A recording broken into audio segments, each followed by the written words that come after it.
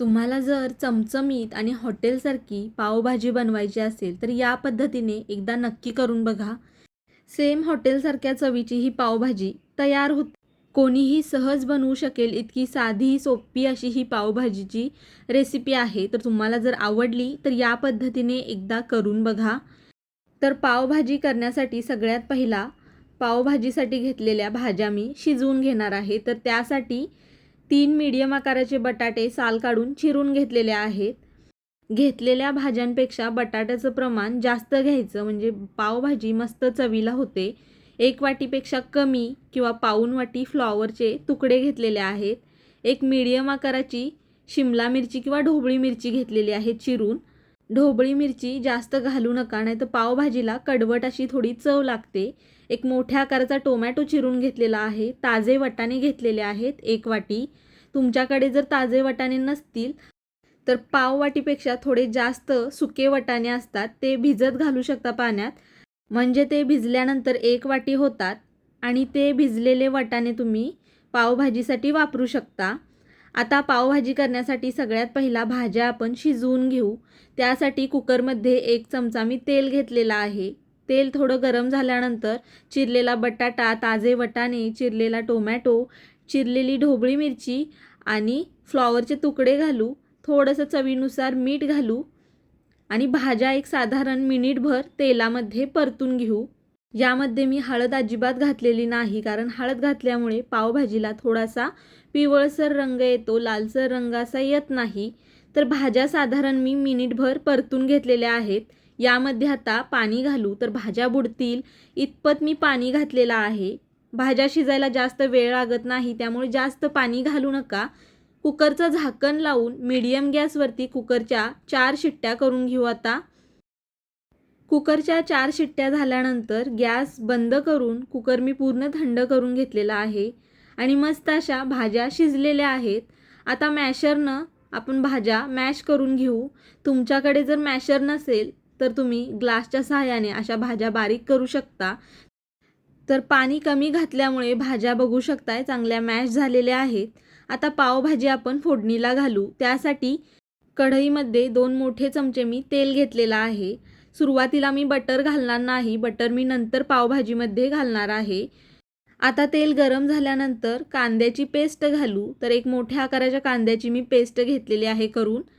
मस्त लालसर रंगावरती कांद्याची पेस्ट तेलामध्ये परतून घ्यायची आहे. तर कांद्याची पेस्ट मी चांगली परतून घेतलेली आहे. आता यामध्ये 1 चमचा आलं लसूण पेस्ट घालू आणि चांगली परतून घेऊ. आलं लसूणचा कच्चा वास जाई तोपर्यंत आलं लसूण पेस्ट चांगली परतून घ्यायची. तुम्हाला कांद्याची पेस्ट थोडी कमी वाटत असेल पण कांद्याची पेस्ट जास्त घालू नका, नाहीतर पावभाजी गोडसर होते. आता आलं लसूण पेस्ट चांगली मी परतून घेतलेली आहे. यामध्ये आता 2 चमचे काश्मीरी लाल मिरची पावडर घालू. काश्मीरी लाल मिरची पावडर घातल्यामुळे मस्त पावभाजीला लालसर असा कलर येतो. यामध्ये लाल कलर घालायची गरज भासत नाही. त्याचबरोबर 1.5 चमचे मी एव्हरेस्टचा पावभाजी मसाला वापरलेला आहे. एव्हरेस्टचा पावभाजी मसाला एकदा नक्की वापरून बघा. मस्त हॉटेलसारखी चव येते पावभाजीला. लाल तिखट आणि पावभाजी मसाला मी थोडासा परतून घेतल्यानंतर यामध्ये मी थोडं पाणी घातलेलं आहे आणि पुन्हा तेल सुटेपर्यंत चांगलं परतून घेतलेलं आहे. म्हणजे लाल तिखट न करपता चांगलं परतलं जातं.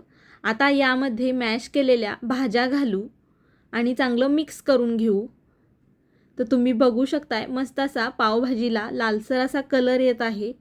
त्यामुळे काश्मीरी लाल मिरची पावडर नक्की वापरा. मस्त पावभाजीला लालसर असा कलर येतो. भाजीमध्ये मसाला मी चांगला मिक्स करून घेतलेला आहे. भाजी थोडीशी घट्टसर अशी वाटत आहे. भाजी शिजवून घेतल्यानंतर अजून थोडी घट्ट होते. त्यामुळे अर्धा ग्लास होईल इतपत भाजीमध्ये मी पाणी घातलेलं आहे आणि या पद्धतीने बघू शकताय सरसरीत अशी भाजी तयार केलेली आहे. म्हणजे थंड झाल्यावर सुद्धा ती जास्त घट्टसर अशी होत नाही. तर अशी सरसरीत ठेवायची आहे. यामध्ये थोडंसं चवीनुसार मीठ मी अजून घातलेलं आहे. सुरुवातीला सुद्धा भाज्या शिजवताना मीठ घातलेलं, तर चवीनुसार थोडं अजून मीठ मी यामध्ये घातलेलं आहे. त्याचबरोबर बटरचा एक मोठा क्यूब घातलेला आहे. तुमच्याकडे जर बटर नसेल तर साजूक तूपसुद्धा थोडंसं तुम्ही घालू शकता. मस्त अशी चव येते. मिक्स करून घेऊ आणि आता गॅस बारीक करून यावरती झाकण ठेवू एक 8 ते 10 मिनटासाठी. तर जवळजवळ 8 ते 10 मिनटं झालेली आहेत. अधूनमधून चमच्याने भाजी मिक्स करून घ्यायची म्हणजे कढईला लागत नाही. तर 8 ते 10 मिनटानंतर मस्त अशी बघू शकताय चमचमीत पावभाजी तयार झालेली आहे. चमच्याने थोडी मिक्स करून घेऊ, एकजीव अशी करून घ्यायची.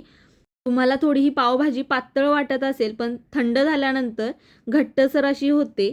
वरून बारीक चिरलेली आता कोथिंबीर घालू आणि मिक्स करून घेऊ. तर पावभाजीची भाजी तयार झालेली आहे. आता आपण तव्यावरती पावभाजीसाठी पाव भाजून घेऊ. त्यासाठी तव्यामध्ये थोडंसं बटर घातलेलं आहे, थोडीशी लाल मिरची पावडर घातलेली आहे आणि बटर वितळल्यानंतर या बटरमध्ये पाव घोळवून घेऊ आणि मस्त दोन्ही बाजूनी खरपूस असे भाजून घेऊ. पावसुद्धा मधून मी अशा पद्धतीने कापून घेतलेले आहेत. बारीक गॅस करून मस्त हा खरपूस असा पाव भाजून घेतलेला आहे. पावभाजीसोबत खायला एक नंबर असा लागतो. तर पावसुद्धा भाजून तयार झालेला आहे आणि हॉटेलसारखी पावभाजीसुद्धा तयार झालेली आहे. तुम्हाला जर ही पावभाजीची रेसिपी आवडली तर नक्की एकदा करून बघा. व्हिडिओ आवडला तर लाईक करा, शेअर करा. चॅनलला सबस्क्राईब केलं नसेल तर सबस्क्राईब नक्की करा. धन्यवाद.